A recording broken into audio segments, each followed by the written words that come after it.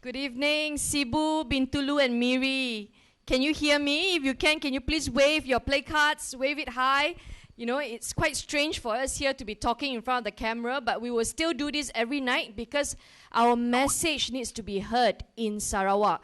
Even though we are physically not present in Sarawak, but we hope, you know, with internet, we will be able to encourage you to do the right thing on polling day.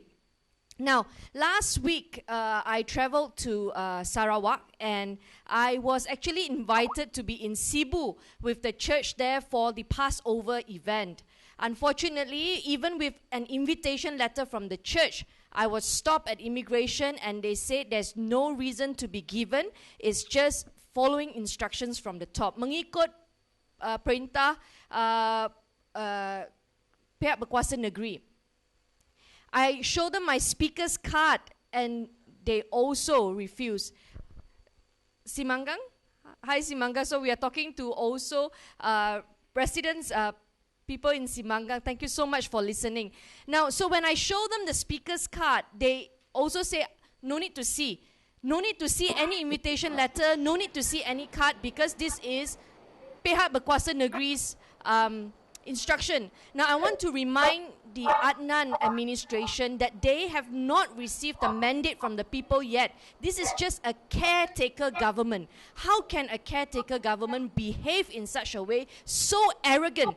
So arrogant. Now, the law clearly says that you have rights, immigration rights, to prohibit anyone from going in, but not for political purpose. The fact is, majority of those who are banned are from the DAP. Now you have to ask why. Why is Adnan so afraid of leaders from the DAP? This is a symptom similar to some leaders in Peninsular Malaysia.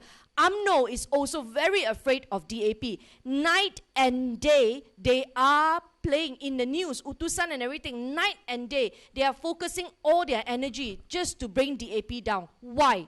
Because they know when DAP rules and when DAP reigns, we will look after the welfare of everyone. Tidak mengikut bangsa dan kaum. But they know that their stronghold of dividing people using race and religion will no longer be effective if DAP wins. So that's why they are so afraid of the DAP. They want to make sure that DAP does not receive any mandate from the people so that they can continue to govern by dividing the people. Now, why is Adnan behaving just like Najib? I really think that they are one and the same. I know Adnan has said many times, he is different. He is a man of his own right. You know, he is different from Taib. He is different from Najib. You know, he can be trusted. Now, I want to remind you again that really Adnan is listening to Najib. I give you a clear example.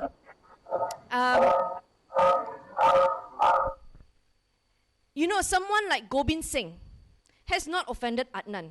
But why is Gobind banned?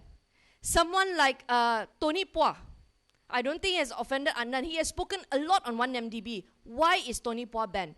Tioni Ching has spoken a lot on 1MDB. She is also banned. These are people who have not offended Adnan. But because they have offended Najib, they are also on the ban list.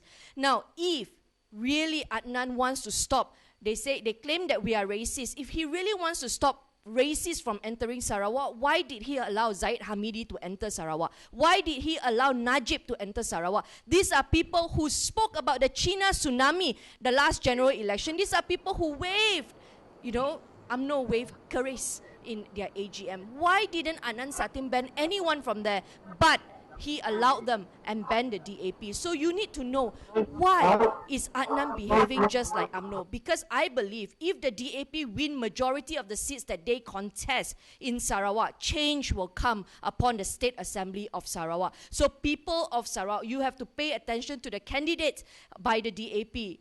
I know for a fact that if these candidates are given a chance, for example, Irene Chang, Parin, if they are given chance, Modi and the rest, if they are given the opportunity, they will shake the State Assembly. And I know that Adnan will not be able to do anything that he pleases in the State Assembly. It is about time that you vote in all the young candidates, the lawyers, the activists, send them into the State Assembly so that check and balance can happen.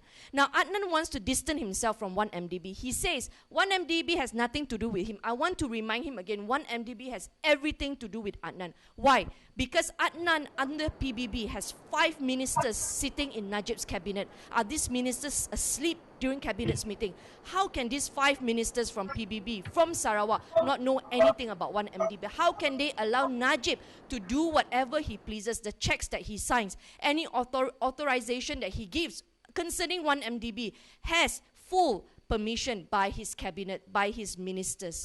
You know, if Muhyiddin, just by questioning and speaking up in the cabinet, can be sacked, can be removed, you can imagine how terrified the rest of the ministers will be in the cabinet in the cabinet meeting. And that's why I know that these 5 PBB ministers will not speak up. They will listen to anything Najib wants. If Adnan is really serious about autonomy of Sarawak, you know, he should recall his 5 ministers. He should show to the rest of Malaysia how it can be done by not banning people who speak up against him, but banning Najib from using taxpayers' money for 1MDB purpose. This is the reason why I say Adnan is a puppet of Najib. Please don't be fooled when he says he will look after Sarawak. He will look after the rights of the Sarawakians. He's not going to do that. He is looking after the rights of Barisan Nasional. You know, when they campaign in Tasik Biru, when they campaign in Pekan, whether it's in Sarawak or whether it's in Pahang, it's the same logo that is contesting. You don't see PBB's logo there, you see Barisan Nasional's logo. That's why Adnan will not bring the change that he wants to bring. He will listen. He will bow down and take instruction from Putrajaya. If you don't believe me, I challenge the 5 ministers from PBB sitting in Najib's cabinet. Try to do the right thing. Try to speak up against 1MDB and for the rest of the people of Malaysia, and see what he will do to these ministers. And that's why, you know, after 50 years, it's so shameful to hear ministers, someone like Khairi, someone as intelligent as Khairi saying, you know, Barisan Nasional will be able to bring development to Sarawak. Friends, it's 50 years. It's more than 5 decades. And we still have DAP going in, raising funds from Peninsula, going in with our own volunteers from Peninsula, going to the villages to build bridges, just so that the people of Sarawak in the interior area can have clean water. What development is Barisan Nasional talking about? Not shameful. Skin is so thick. I cannot believe when I read the news that they are still talking about development. You know, they say if you vote in opposition, if you vote in DAP, PKR, Amanah, there will be no development. Friends, nowadays you can read news. Don't be like Adnan. Read the news. So much development has been happening in Penang and Selangor, even though they have voted in the opposition. Do you know every year without fail, we are in the top 5 for investment. Investments are coming in even though the states are not governed by Barisan Nasional. In fact, people want to come because they say this is a clean administration. It's about time, Sarawak. You have to show Barisan Nasional that you don't need to take their threats of development anymore. Because, you know, it's so shameful that they rely on opposition parties to bring clean water into the villages. They have all the monies that they have and they spend on their ministers. Luxurious living. And yet the people are without clean water, without lights. You know, now you have Zahid Hamidi, the Deputy Prime Minister, going to the people of Sarawak to say, if you vote BN in, I promise you 500,000 to build a school. Tak malu you are government, you are federal government. Whether you win or you lose, the people of Sarawak still pay their income tax to the federal government. This is your duty to build a school. Not just when you win, but you have every duty to ensure that education is received by the young people of Sarawak. How can they behave like that? If you vote them in, they'll build you a school. You don't need their pity. I suggest to you, people of Sarawak, vote them out. When you see a Barisan Nasional logo, you have to tell them, for full autonomy, this is what you're going to do. You are not going to be reminded. You are not going to be called as the fixed deposit of Barisan Nasional. You know how embarrassing it is to be known as the fixed deposit for a corrupt government. The whole world is talking about 1MDB. The whole world is talking about 1MDB and our Prime Minister.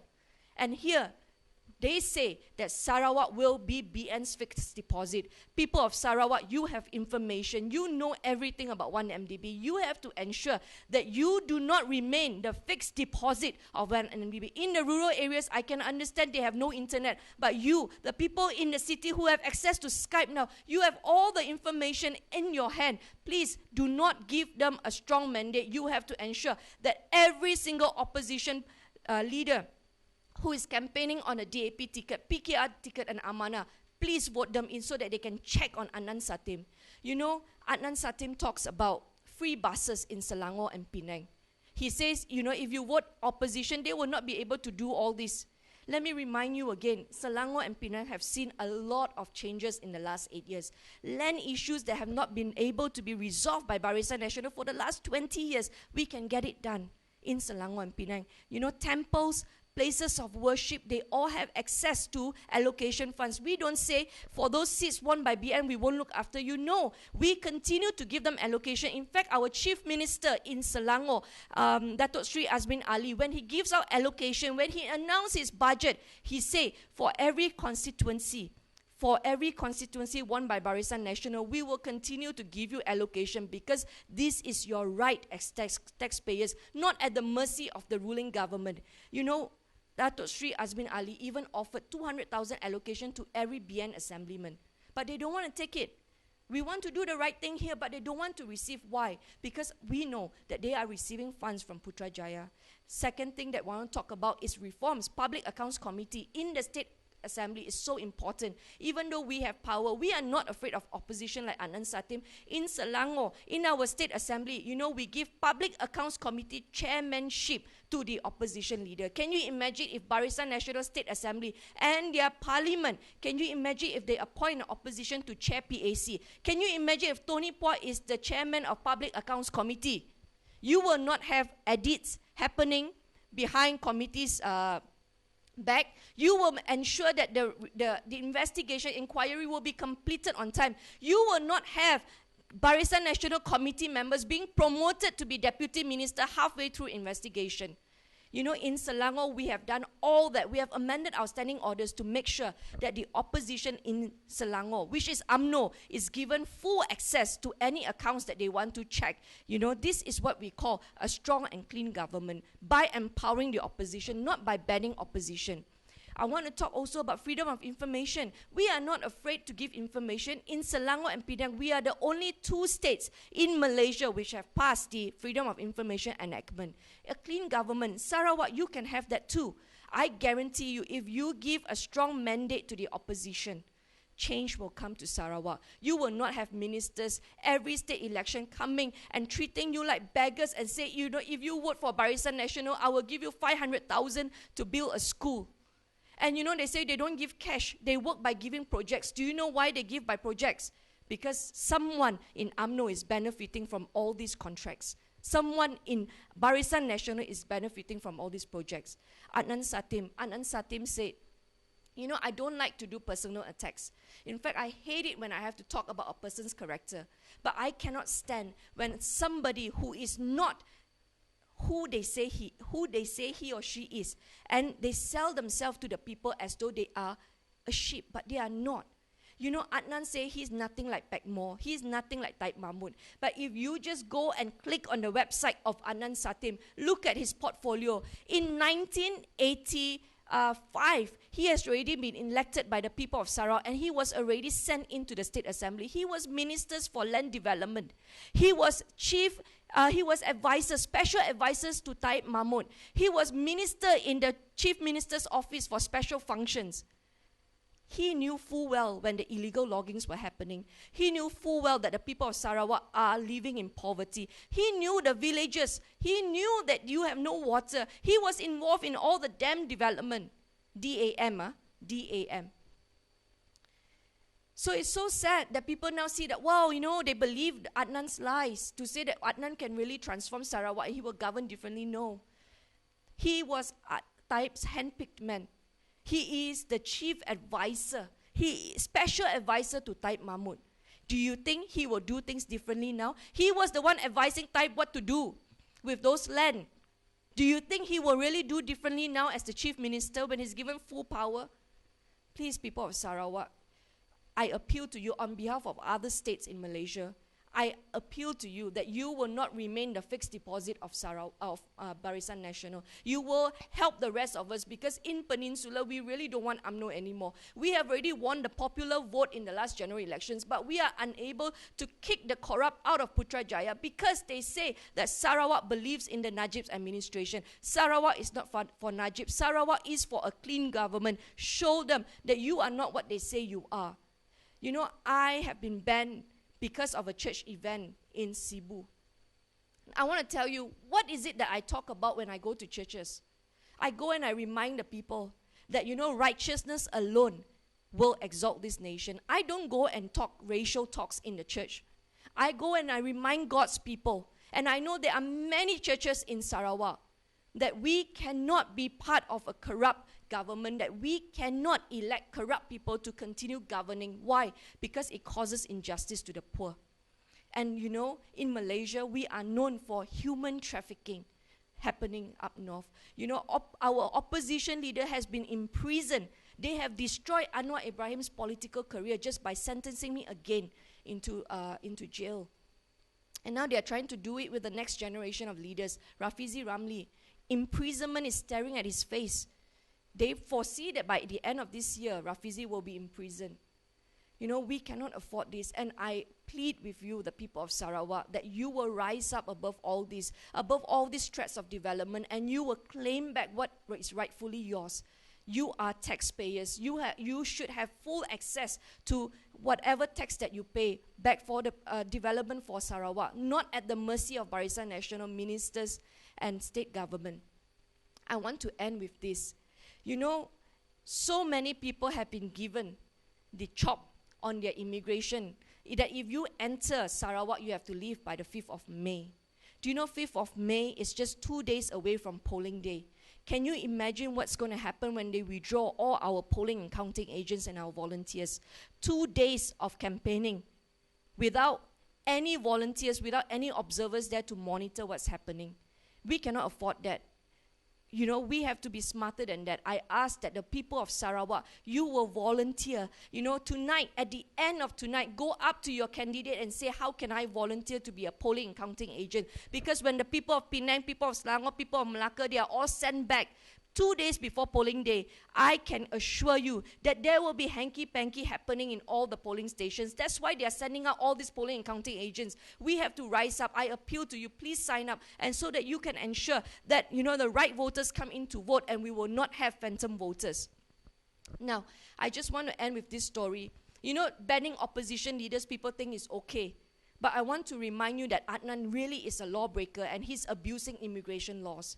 Just 2 days ago, I received a call from my former intern, a student. You know, she is from Sabah. She worked with me for a few weeks to learn about politics. And she went back to Sabah, and then recently she got married to a boy from Sarawak.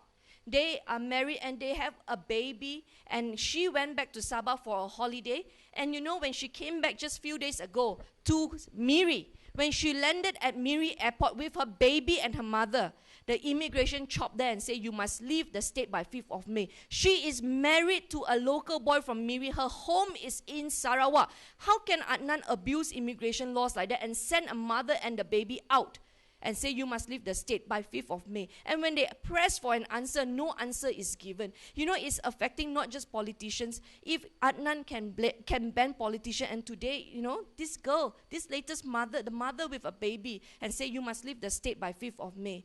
If he doesn't like what we are saying in church or at political rallies, he will ban us. What happens if one day you are a teacher and you teach the school students in Sarawak that you need to vote out corrupt leaders, you need to, you know, practice good moral values? Will you be banned too as a teacher? What happens if you are a good judge and you make decision against the state government and you know you want to uphold justice? Will you be banned too by Adnan Satim? If he can do it even without full mandate as just a caretaker government, you know, be sure that he will abuse those powers that he has. When you give him a full mandate, he will do whatever he likes. So people of Sarawak, please, I appeal to you, do the right thing. vote in a stronger opposition so that there would be check and balance in the State Assembly. You know, the people will always benefit when you have a strong opposition, because when you have an alternative in the state, you have a stronger voice to say no to a corrupt regime, the people will benefit. So I appeal to you, please, tomorrow night, we are having a grand ceramah in KL for the Sarawak voters who are not back yet in Sarawak, but they are working in Kuala Lumpur. If you have children, if you have colleagues or friends who are working in Kuala Lumpur, please call them up. Tell them, please go to our ceramah tomorrow in KL. You know, Rafizi, Gobin Singh, Tony Phua, Khalid Samad, Tioni Ching will all be speaking. And we want to appeal to the Sarawak voters in Kuala Lumpur. Please buy a ticket and fly home, because your vote is important. We foresee low voters turnout. We cannot afford that. We cannot afford to lose the seats that we currently hold. You know, we need your support. So please make some calls at the end of tonight's ceramah. Go up to your candidate and say, I want to volunteer as polling and counting agent. We badly need volunteers for Pachas. So thank you so much for coming out. And thank you so much for continuously supporting the DAP. We will ensure that we fight for, you know, a country that is truly fair to all Malaysians. Thank you very much. Thank you. Good night.